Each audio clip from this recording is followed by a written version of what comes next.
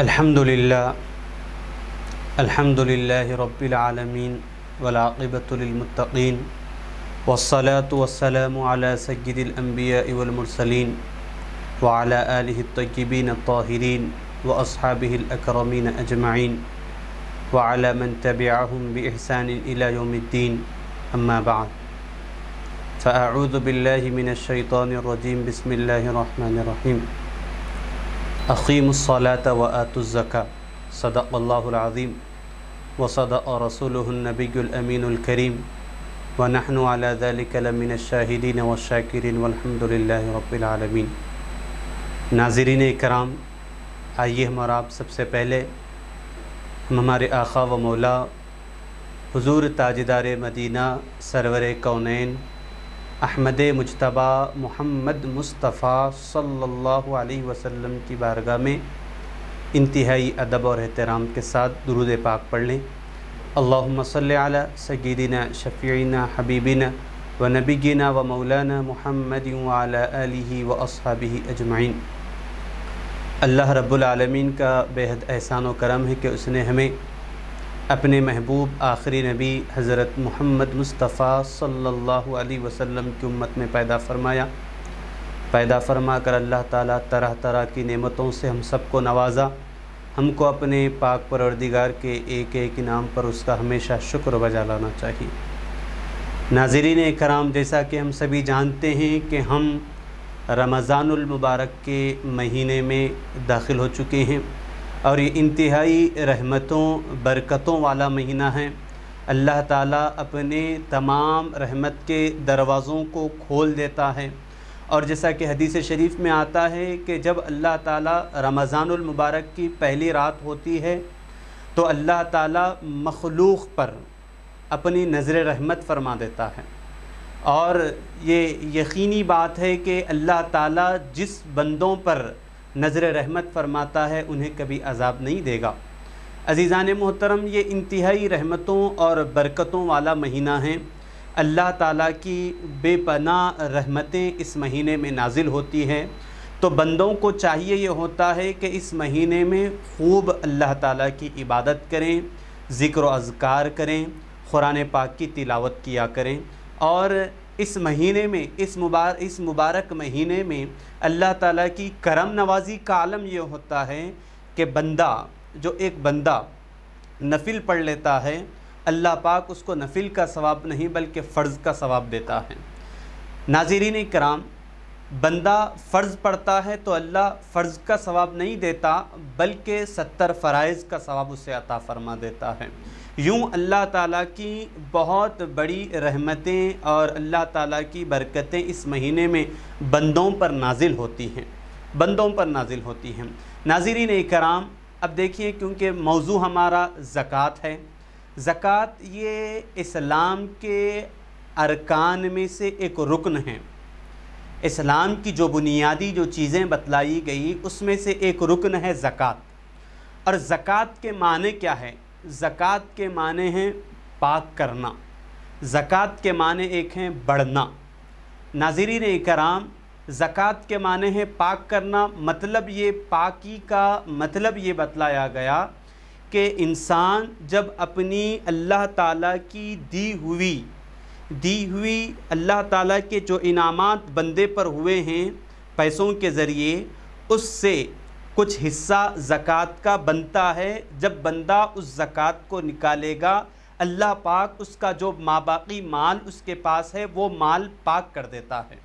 اور ایک معنی یہ ہوتے ہیں کہ جب بندہ اپنی زکوٰۃ کو نکالتا ہے تو اللہ پاک بندے کو معلوم ہوتا، بندے کو یوں دکھ رہا ہے کہ میرے پیسے خرچ ہو رہے ہیں، میرے پیسے نکل رہے ہیں، لیکن اللہ پاک اس مال میں جو بچے ہوئے مال ہے اس میں اللہ پاک برکتیں نازل فرما دیتا ہے۔ ناظرین اکرام، زکوٰۃ ہر مسلمان عاقل و بالغ پر فرض ہوتی ہے جبکہ وہ مالک نصاب ہو۔ ناظرین اکرام، صدقات اور زکوٰۃ کے بہت سارے فضائل ہیں، بہت ساری برکتیں ہیں۔ انسان جب اللہ کی راہ میں کچھ صدقہ خیرات کر دیتا ہے تو اللہ پاک اس کو ایک پہاڑ کی شکل میں عطا کر دیتا ہے۔ جب 1 روپیہ وہ کسی فقیر کسی محتاج کو دے دیتا ہے تو حدیث شریف کا مفہوم ہے کہ کل قیامت کے دن وہ 1 روپیہ جو سچے دل سے، 1 درہم جو وہ فقیر محتاج کو دیا تھا، وہ سچے دل سے جو دیا تھا، تو حدیث کا مفہوم ہے کہ کل قیامت کے دن اللہ تعالیٰ اس کے درہم سے ایک پہاڑ کا ثواب اسے عطا فرما دے گا۔ پہاڑوں کا ثواب اللہ تعالیٰ اسے عطا فرماتا ہے۔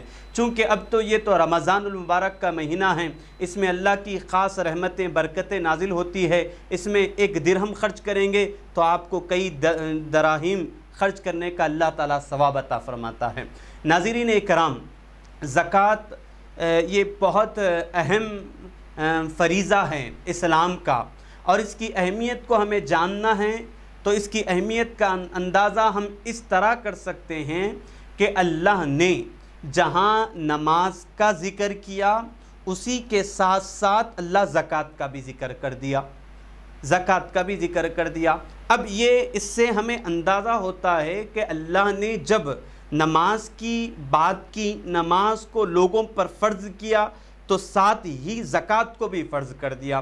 تو جس طرح نماز فرض ہے اسی طرح زکوٰۃ بھی فرض ہے، اسی طرح زکوٰۃ بھی فرض ہے۔ الغرض ناظرین اکرام، زکوٰۃ اللہ تعالیٰ کا دیا ہوا مال ہے۔ اللہ تعالیٰ کے دیے ہوئے مال میں سے کچھ جب وہ انسان مالک نصاب بن جاتا ہے تو اس کو چاہیے کہ اب شریعت یہ کہتی ہے، اسلام یہ کہتا ہے کہ اب اس کو چاہیے کہ اپنے مال میں سے کچھ حصہ غربا کو عطا کر دیں، غربا کو عطا کر دیں۔ ناظرین اکرام، ایک بات یہاں پر یہ سمجھیں کہ مال دینے والا کون ہے؟ مال دینے والی ذات اللہ کی ہے، اللہ ہی مال دے رہا ہے، اور اللہ ہی یہ کہہ رہا ہے کہ اے بندوں تم اپنے مال میں سے زکوٰۃ نکالو۔ ہونا تو یہ چاہیے، ہوتا یہ بھی ہو سکتا تھا کہ اللہ پہلے ہی فرما دے کہ میں تمہیں مثال کے طور پر میں تمہیں 100 روپے دے رہا ہوں، 100 روپے دینے کے بجائے میں 90 روپے دے رہا ہوں، دینا تو 100 چاہیے تھا، میں 10 رکھ لے رہا ہوں تاکہ وہ تمہاری زکوٰۃ ہے، یہ بھی کہہ سکتا تھا۔ لیکن اللہ نے ایسا نہیں کہا، بلکہ پورا مال بندے کو عطا کر دیا۔ مال دینے کے بعد جب بندے سے کہتا ہے کہ اے بندے اب تجھ پر زکوٰۃ فرض ہے، تیرے مال میں سے کچھ حصہ تو غربا کے لیے نکال، محتاجوں کے لیے نکال۔ کیوں ایسا کیوں؟ تاکہ اس لیے کہ اللہ آزمانا چاہتا ہے بندوں کو کہ میں جس بندے کو مال دوں وہ میرے دیے ہوئے مال میں سے غربا کی مدد کرتا ہے یا نہیں کرتا ہے، محتاجوں کی مدد کرتا ہے یا نہیں کرتا ہے، سائلوں کی مدد کرتا ہے یا نہیں کرتا۔ اللہ یہ آزمانے کے لیے اللہ پورا مال اسے عطا فرما دیا، پھر کہا کہ تم پر زکوٰۃ فرض ہو چکی ہے، اب تمہیں زکوٰۃ دینا ہوگا۔ حاضرین محترم، زکوٰۃ اللہ تعالیٰ کے لیے جب زکوٰۃ دی جاتی ہے تو اللہ پاک اس مال میں برکتیں نازل فرما دیتا ہے، برکتیں آ جاتی ہیں۔ اور ایک بات یاد رکھ لیں کہ زکوٰۃ، اب انسان جب زکوٰۃ نکالتا ہے تو اسے چاہیے کہ اس زکوٰۃ کے مال سے وہ غریبوں کی مدد کرے، اور زکوٰۃ نکالنا یہ ایک اہم فریضہ ہے اللہ تعالیٰ کا۔ جب بندہ اس فریضے کو ادا کرتا ہے تو اللہ تعالیٰ خوش ہو جاتا ہے اس بندے سے، اور یہ اس پر کرم نوازی ہوتی ہے کہ بندہ میرے دیے ہوئے مال سے زکوٰۃ نکال رہا ہے اور بندوں کی فقیروں کی فقیری کو دور کر رہا ہے۔ اللہ پاک اس پر رحم فرماتے ہوئے اور اس کے مال میں اضافہ کر دیتا ہے۔ حاضرین محترم، اب جو لوگ یہ سوچتے ہیں کہ زکوٰۃ میں ایک قسم کا ہمارا مال ختم ہو رہا ہے، چلا جا رہا ہے، تو ایسے سوچنے والوں کے لیے جہاں زکوٰۃ دینے والوں کے لیے خوشخبریاں ہیں، وہیں پر زکوٰۃ کو نہ دینے والوں پر وعیدیں بھی نازل ہوئی ہیں۔ جیسا کہ قرآن کریم کی آیت کا ایک مفہوم ہے کہ بندہ اپنے پاس سونے کو جمع کر رہا ہے، چاندی کو، ہیرے جواہرات کو جمع کر رکھ رہا ہے، تو کل قیامت کے دن، اور اس میں سے زکوٰۃ نہیں نکال رہا ہے، تو کل قیامت کے دن وہی سونا اللہ پاک اس سونے کو پگھلائے گا اور اسی سونے سے اس کو داغا جائے گا، اور اس بندے سے کہا جائے گا اے بندے دیکھ، دنیا میں تو جس سونے سے محبت کرتا تھا، آج سونے کی کیا حقیقت ہے دیکھ، تیرے ہی سونے سے تجھے داغ دیا جا رہا ہے، اب بتائیں اس کی اہمیت کیا ہے؟ جس سونے کو تم رکھتے تھے، جمع کر رکھتے تھے، اپنے خزانوں کو دبا دبا کر رکھتے تھے، وہی خزانہ کل قیامت کے دن عذاب کی شکل میں آ رہا ہے۔ تو ناظرین کرام، یہی چیز ہے، ہم یہی بتلانا چاہتے ہیں کہ زکوٰۃ کے معاملے میں معمولی زکوٰۃ کا فریضہ جو ہے اسے معمولی نہ سمجھیں، بلکہ بہت بڑی اہمیت کا حامل ہے کہ جس طریقے سے نماز ہے اسی طریقے سے زکوٰۃ ہے۔ ناظرین کرام، اب زکوٰۃ، نبی پاک علیہ الصلاۃ والسلام نے زکوٰۃ کے بہت سارے فضائل بیان فرمائے، جس جگہ زکوٰۃ کے فضائل بیان فرمائے ہیں اسی جانب زکوٰۃ نہ دینے والوں کے لیے وعیدیں قرآن مجید میں اور نبی پاک علیہ الصلاۃ والسلام کے ارشادات بھی موجود ہیں۔ نبی پاک علیہ الصلاۃ والسلام کے دور میں، جس طرح ہم کہتے ہیں کہ جب نبی پاک علیہ الصلاۃ والسلام اپنے دور میں کچھ صحابہ کو مقرر کیے تھے زکوٰۃ کی اصول کرنے کے لیے، اور وہ صحابہ کرام جاتے اور زکوٰۃ لیتے، رسول پاک علیہ الصلاۃ والسلام کے پاس لا کر وہ مال رکھ دیتے تھے۔ اور ایک بات یاد رکھ لیں ناظرین کرام، رسول پاک علیہ الصلاۃ والسلام پر کبھی زکوٰۃ واجب نہیں ہوئی، کبھی زکوٰۃ واجب نہیں ہوئی، کیونکہ زکوٰۃ کے واجب ہونے کا مسئلہ یہ ہے کہ انسان کے پاس جب مال ہو تو اس مال پر سال کا گزرنا شرط ہے، سال جب گزرے گا تو اس پر زکوٰۃ واجب ہوگی۔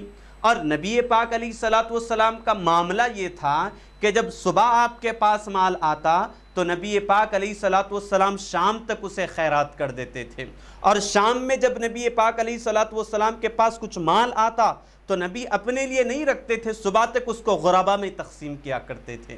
ناظرین کرام، یہی ہے کہ نبی پاک علیہ، ہم کسے مانتے ہیں، کسے ہم اپنا ماوا و ملجا کسے مانتے ہیں؟ نبی پاک علیہ الصلاۃ والسلام۔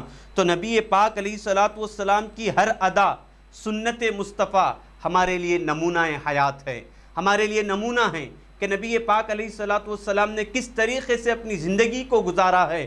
ہم غلاموں کو چاہیے کہ نبی کی زندگی پر اپنی زندگی کو گزاریں، یقیناً کامیاب ہو جائیں گے، دنیا میں بھی کامیاب ہو جائیں گے، آخرت میں بھی کامیاب ہو جائیں گے۔ حاضرین محترم، اللہ نے یوں تو بہت انسانوں کو مال و دولت سے نوازا ہے، مال و دولت سے نوازا ہے، جیسا کہ قارون کے بارے میں آتا ہے، جو موسیٰ علیہ الصلاۃ والسلام کی امتی کا ایک فرد تھا، وہ بالکل غریب تھا اور بالکل مفلوق الحال تھا۔ لوگ جب اسے دیکھتے تھے تو ترس کھا جاتے تھے، رحم آ جاتا تھا کہ اپنے جیبوں سے مال نکال کر اسے خیرات کر دیتے تھے، ایسا غریب شخص تھا۔ تو حضرت موسیٰ علیہ الصلاۃ والسلام نے اسے کیمیا کا علم سکھایا، اور وہ اس موسیٰ علیہ الصلاۃ والسلام کے سکھائے ہوئے علم سے سونے، ہیرے، جواہرات کو جمع کر لیا۔ جب جمع کر لیا، جمع کرنے کے بعد حضرت موسیٰ علیہ الصلاۃ والسلام نے اس سے طلب کیا، اب تیرے پاس مال کی کثرت بہت آ چکی ہے، اب تجھے چاہیے کہ تو اللہ کی راہ میں کچھ صدقہ خیرات کریں، زکوٰۃ نکالیں۔ تو اس وقت وہ قارون اپنی زبان سے یہ کہنے لگا کہ اے موسیٰ، تم تو میرے مال کو چھیننا چاہتے ہو، میرے مال کو تم چھیننا چاہتے ہو۔ موسیٰ نے کہا میں تمہارے مال کو چھیننا نہیں چاہتا ہوں، بلکہ تمہارے پاس جو مال ہے اس کا کچھ حصہ غریبوں کے لیے رکھنا چاہیے، محتاجوں کی مدد کرنی چاہیے اسی مال سے۔ تو قارون انکار کرنے لگا۔ تو حضرت موسیٰ علیہ الصلاۃ والسلام نے اس کے لیے یہ کلمات اللہ تعالیٰ سے کہیں کہ اے اللہ، اس کو اور اس کے مال کو ختم کر دیا جائے، اس کے مال کو زمین میں دھسا دیا جائے۔ ہوا یہ کہ جب وہ جا رہا تھا، اپنے خزانوں کو لے کر جب جا رہا تھا، کہ اللہ تعالیٰ کی قدرت ایسی ہوئی کہ اللہ تعالیٰ نے زمین کو حکم دیا کہ زمین ہٹی، اور وہ قارون اس میں گرا اور اس کا خزانہ بھی اس میں گر گیا۔ یقیناً ناظرین کرام، تاریخ ہم کو بتاتی ہے قارون زمین میں دھنسا، اور اس کا جو مال تھا وہ بھی زمین میں دھس گیا۔ ناظرین کرام، تو ہمیں اس سے کیا معلوم ہوتا ہے؟ یہی معلوم ہوتا ہے کہ انسان جب مالدار ہو جائے تو وہ اپنے مال میں سے اللہ تعالیٰ کے لیے کچھ نکالنا چاہیے، اللہ تعالیٰ کی راہ میں مال کو خرچ کرنا چاہیے۔ نبی پاک علیہ چلتے چلتے میں آپ کو ایک حدیث پاک اور سناتا چلوں کہ نبی پاک علیہ الصلوۃ والسلام کے دور میں ایک صحابی ثعلبہ بن ابی حاطب وہ نبی پاک علیہ الصلوۃ والسلام کے ساتھ رہا کرتے تھے اور مسجد میں نمازیں ادا کرتے تھے، پوری پانچوں وقت کی نمازیں مسجد میں ادا کرتے تھے۔ اور ہوا یہ کہ نبی پاک علیہ الصلوۃ والسلام کی بارگاہ میں ایک دن آئے اور عرض کرنے لگے، یا رسول اللہ آپ میرے مال میں برکت کے لیے دعا کیجئے، برکت کے لیے دعا کیجئے۔ تو نبی پاک علیہ الصلوۃ والسلام نے اس وقت ان کو یہ جواب دیا کہ اے ثعلبہ بن ابی حاطب، یاد رکھو تھوڑا مال زیادہ مال سے بہتر ہے۔ جب تمہارے پاس مال تھوڑا ہوگا حساب بھی تھوڑا لیا جائے گا، مال زیادہ ہوگا حساب بھی زیادہ دینا ہوگا۔ تو کہا تھوڑا مال زیادہ مال سے بہتر ہے۔ تو وہ صحابی چلے گئے، جانے کے بعد پھر چند دن کے بعد نبی پاک علیہ الصلوۃ والسلام کی خدمت میں آئے، کہا یا رسول اللہ میرے مال میں برکت کے لیے دعا کیجیے، اضافے کے لیے دعا کیجیے۔ تو نبی پاک علیہ الصلوۃ والسلام نے ان کی یہ بات سن کر، ان کے یہ سوال کو سن کر اللہ تعالیٰ سے دعا کی، اے اللہ ثعلبہ کے مال میں برکت عطا فرما۔ تو برکت ایسی ہوئی کہ مال بڑھنے لگا، اور ان کے پاس جو بکریاں تھیں گنی چنی بکریاں تھیں پہلے، تو نبی نے جب دعا کی تو بکریوں کا اب ریوڑ بڑھتا چلا گیا، بڑھتا چلا گیا، بڑھتا چلا گیا، یہاں تک کہ اتنا کثیر ریوڑ ہو گیا تھا بکریوں کا کہ مدینے میں رکھنے کے لیے جگہ نہیں تھی۔ تو وہ بکریوں کو چرانے کے لیے مدینے یعنی مدینہ شہر سے باہر جا کر وہ اپنی بکریوں کو چرایا کرتے تھے۔ حدیث شریف میں آتا ہے کہ وہ بکریوں کو باہر جا کر چرایا کرتے تھے۔ اور پھر نبی پاک علیہ الصلوۃ والسلام نے صحابہ سے پوچھا، ثعلبہ نظر نہیں آ رہے ہیں، کیا بات ہے؟ کہا پہلے تو مسجد سے چپک کر رہا کرتے تھے، مسجد میں وہ اپنا زیادہ تر اوقات گزارتے تھے، وہ نظر نہیں آ رہے ہیں، کیا بات ہے؟ تو کہا کہ یا رسول اللہ ان کے پاس مال اتنا آ گیا ہے کہ وہ اب اپنی بکریوں کا ریوڑ لے کر مدینے سے باہر چلے گئے ہیں، مدینے سے باہر جا کر وہ اپنے بکریوں کو چرا رہے ہیں۔ حال یہ ہو گیا ہے کہ پانچوں وقت میں نماز پابندی سے ادا کرنے والے اب جمعہ کے وقت بھی حاضر نہیں ہو رہے ہیں۔ تو نبی پاک علیہ الصلوۃ والسلام نے کہا، افسوس ثعلبہ تجھ پر افسوس ہے، افسوس ثعلبہ تجھ پر افسوس ہے۔ ایسے کلمات نبی پاک علیہ الصلوۃ والسلام کی زبان مبارک سے نکلتے ہیں۔ جب ناظرین کرام، جب نبی پاک علیہ الصلوۃ والسلام زکوٰۃ کے وصول کرنے کے لیے صحابہ کی جو جماعت تیار کی تھیں، ان صحابہ کی جماعت کو بھیجا، امراء کے پاس بھیجا کرتے تھے کہ وہاں سے جا کر زکوٰۃ کی وصولی کر لائیں، زکوٰۃ وصول کر لائیں۔ تو صحابہ کرام، سارے صحابہ جس کو منتخب کیا گیا تھا زکوٰۃ کی وصولی کے لیے، وہ گئے امراء کے پاس۔ جاتے جاتے ثعلبہ بن ابی حاطب کے پاس گئے، کہا کہ تمہارے پاس بھی مال بہت زیادہ ہے، اللہ کی راہ میں تمہیں زکوٰۃ دینی پڑے گی۔ تو وہ ثعلبہ کہنے لگے، یہ تو میرے لیے ٹیکس ہیں، میں ایسا نہیں ہونے دوں گا، میں اپنے سے مال کیسے دوں گا، میں اللہ کی راہ میں نہیں دے سکتا، ایسے کلمات کہتے ہیں۔ تو صحابہ کرام افسوس کرتے ہوئے نبی پاک علیہ الصلوۃ والسلام کو آ کر یہ بات کہنے لگے کہ ثعلبہ کے الفاظ ایسے تھے یا رسول اللہ کہ وہ اس کو ٹیکس سمجھ رہے ہیں اور وہ ادا کرنے پر آمادہ نہیں ہو رہے ہیں۔ تو پھر نبی پاک علیہ الصلوۃ والسلام نے کہا کہ ثعلبہ تجھ پر افسوس ہے۔ اللہ نے اسی وقت میں قرآن کی آیت کو نازل فرما دیا اور یہ کہا کہ وہ بندہ جو کہتا ہے کہ اے اللہ مال عطا کر، میں تیری راہ میں خرچ کروں گا۔ حضرت ثعلبہ بھی رسول اللہ کی بارگاہ میں آ کر یہی کہے تھے کہ اے یا رسول اللہ آپ میرے مال میں اضافے کے لیے دعا کریں، جب اللہ مال دے دے گا تو میں اللہ کی راہ میں خرچ کروں گا۔ تو اللہ فرماتا ہے کہ وہ بندہ جو کہتا ہے کہ اے اللہ مجھے مال عطا کر، میں تیری بارگاہ میں تیرے لیے تیری راہ میں مال کو خرچ کروں گا، تیری راہ میں تیرے بندوں کی مدد کروں گا، ایسے الفاظ کہتے ہیں، لیکن جب مال آ جاتا ہے وہ بخل کرنے لگ جاتے ہیں۔ ایسے لوگ بخیل ہیں، اللہ تعالیٰ کا ارشاد بتا رہا ہے۔ تو جب یہ آیت نازل ہوئی تو وہ ثعلبہ یہ سوچ کر آئے، یہ سوچ کر زکوٰۃ لے کر آئے کہ اب لوگ مجھے بخیل کہیں گے، لوگ مجھے بخالت کرنے والا کہیں گے، تو ایسے اس بخالت سے بچنے کے لیے انہوں نے مال سے زکوٰۃ نکال کر رسول اللہ کی بارگاہ میں لایا۔ تو جب رسول اللہ کی بارگاہ میں لایا تو رسول اللہ نے فرمایا اللہ نے منع فرما دیا ہے تمہاری زکوٰۃ لینے سے۔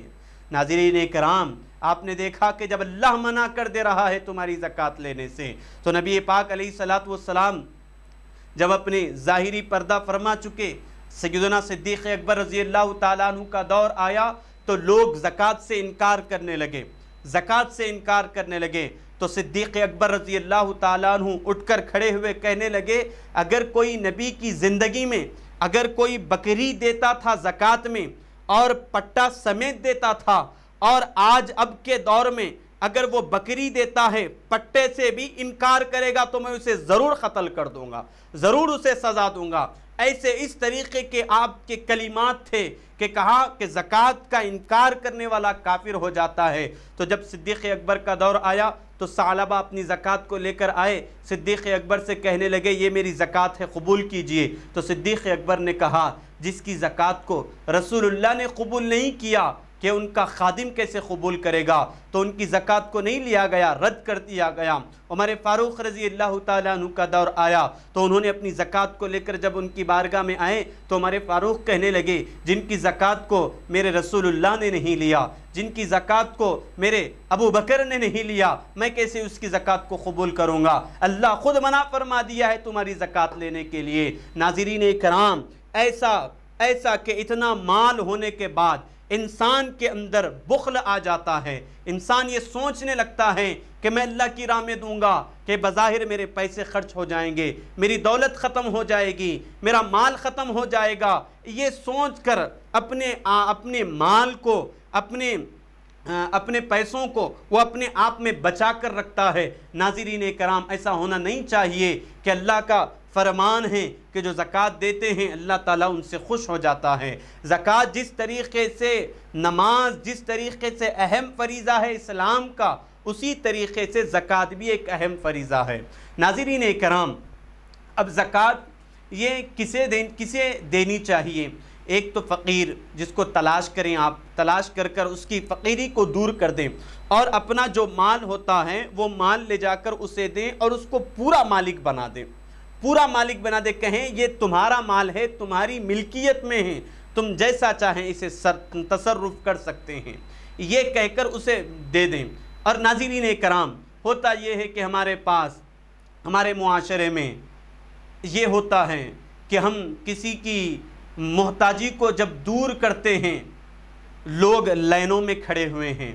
یہ ایک تلخ حقیقت ہے ہمارے معاشرے کی کہ بڑے وڈیرے لوگ جو ہوتے ہیں، مالدار جو لوگ ہوتے ہیں، اہل ثروت جو لوگ ہوتے ہیں، جن کو اللہ نے مال عطا کیا ہے، ایسے لوگ جب بیٹھ جاتے ہیں مدد کرنے کے لیے تو بیٹھتے ہیں پہلے غریبوں کی لائن کھڑی ہو جاتی ہے۔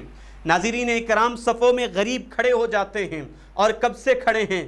9 بجے سے کھڑے ہیں۔ میں آپ کو بتاتا ہوں 9 بجے سے غریب لوگ کھڑے ہیں، اور شدت دھوپ کا تو عالم یہ ہے کہ آپ سبھی جانتے ہیں دھوپ کی حرارت کیسی ہوتی ہے کہ روزے میں خواتین کھڑے ہوئے ہیں، مرد حضرات کھڑے ہوئے ہیں، لیکن مالدار جس کو اللہ نے مال دیا ہے وہ آتا کب ہے؟ وہ آئے گا 11 بجے، وہ آئے گا 12 بجے، اور اپنی آفس میں وہ اے سی لگائے گا، اے سی کے نیچے ٹھنڈی ہوا کھا کر بیٹھے گا، اور غریب لوگوں کو لائن میں کھڑا کر رہا ہے۔ اس میں ضعیف لوگ بھی ہیں۔ ناظرین کرام، مدد کرنا ہی اصل مقصد نہیں ہے، بلکہ عزت نفس بھی اصل چیز ہے۔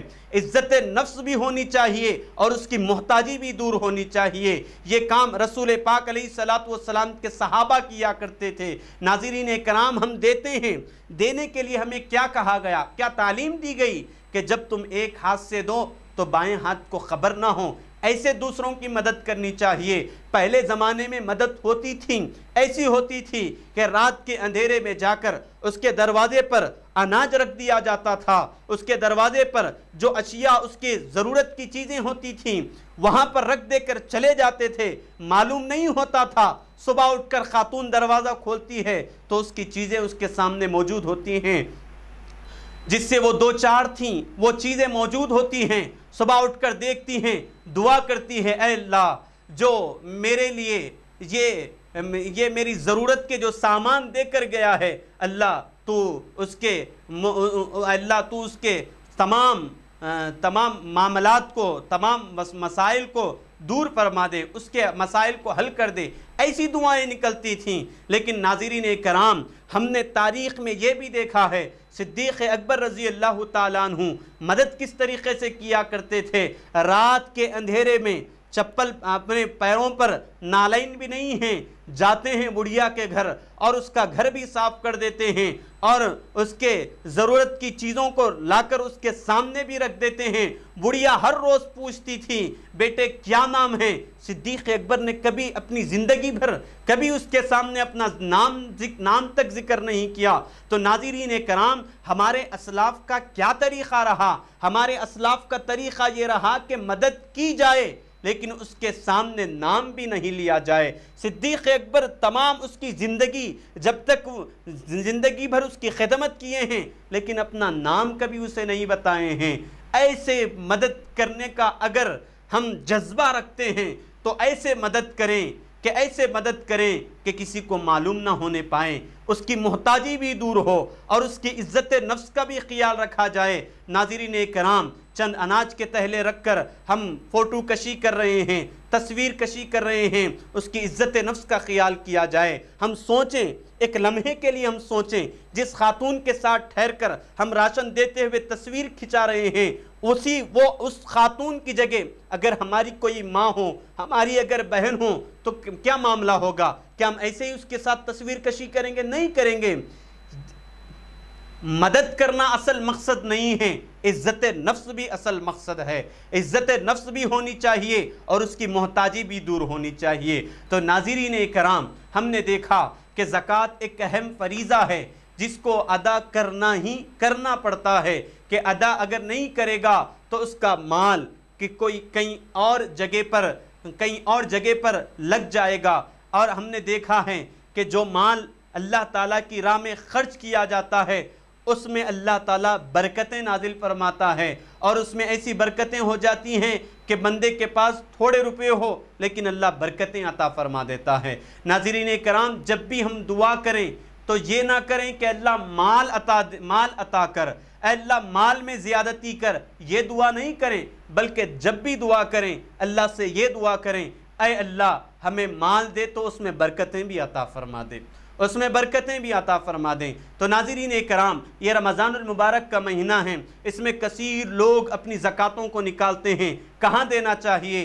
فقیروں کو تلاش کریں، محتاج مندوں کو تلاش کریں، انہیں اپنی زکات کو نکالیں، اور یہ دیکھیں کہ یہ محتاج لوگ کہاں ہیں، تلاش کریں۔